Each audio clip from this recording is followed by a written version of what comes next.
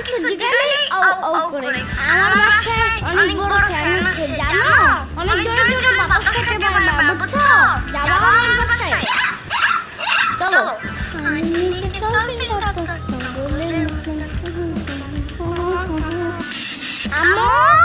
আম্মু আম্মু কি হয়েছে চলো আমার পিটারটা নিয়ে আসো তো ওদের একটু খাওয়াইতে হবে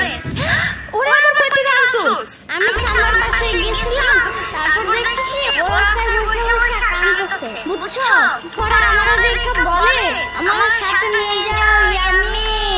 নিয়ে যাও চাপাবাজের একটা লিমিট আছে ইয়ামিন ওরা যেখান থেকে